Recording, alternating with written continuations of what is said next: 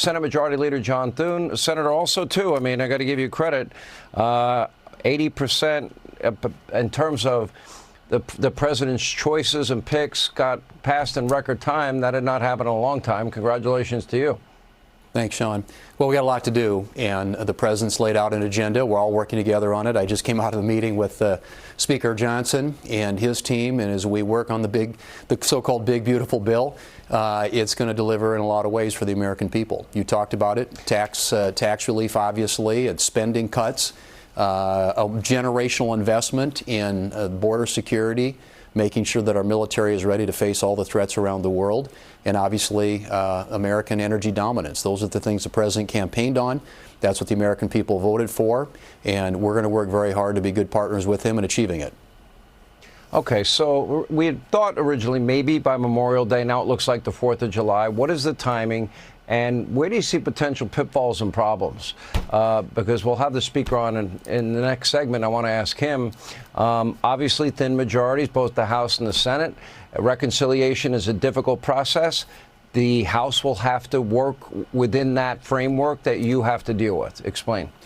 Right. So we have much stricter rules around how reconciliation can be used in the Senate. And so as we work with the House, we're trying to anticipate the pitfalls that we might have. If you get to the Senate and you get in violation of what's called the Byrd rule, you can be out of compliance on the floor. If you're out of compliance, you lose privilege, and if you lose privilege, you can no longer do it at 51 votes in the Senate. It goes back to the normal 60-vote threshold. So it's a huge consequential thing that we get this right, and that's why we are working closely with his team, with the White House, and in the end, Sean, it's the president who will deliver the votes.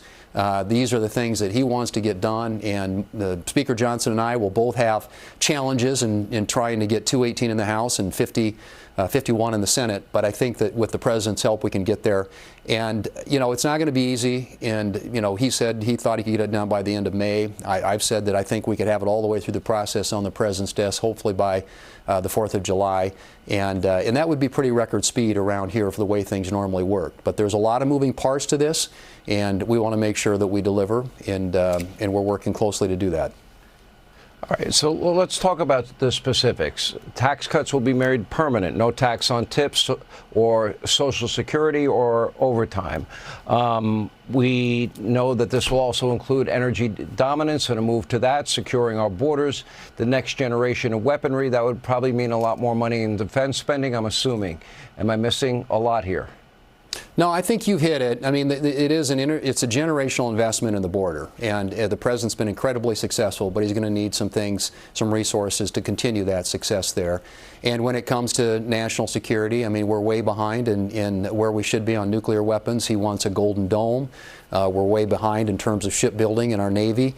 And if you look at the threats around the world, it's a very dangerous world today. So he's right to focus on and emphasize that. And in the tax space, it's extending the existing tax relief from 2017, the Trump Tax Cuts and Jobs Act, but there are also other things that he wants included, and we're working with him to make that happen. The White House gave us their requests yesterday, the things that they want included are the president's priorities, and so we're working, the Ways and Means Committee in the House of Representatives, the Finance Committee in the Senate, and our leadership teams all working together to try and get to a product that is one that will be that big, beautiful bill and will deliver all of those things for the American people.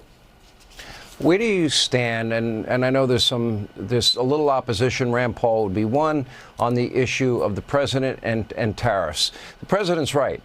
Friend and foe alike, they've been ripping this country off and ripping the Americans off for a long time. You know, even our European allies, for example, it's frustrating. Even Canada, that's frustrating.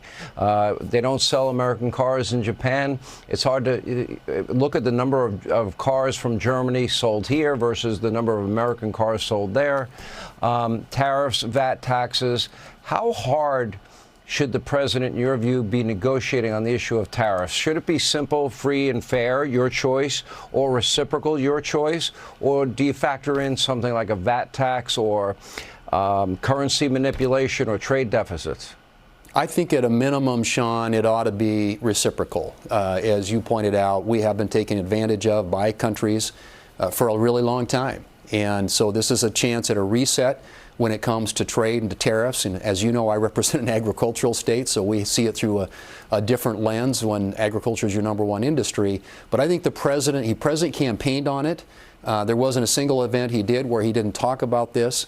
And I think we've got to give him a chance in the space and his team to try and get good deals, reciprocal deals for the American people that will ensure that our country is being treated fairly. And frankly, his goal of onshoring and getting a lot of the manufacturing and supply chain and key sectors of our economy back into the United States is the right goal.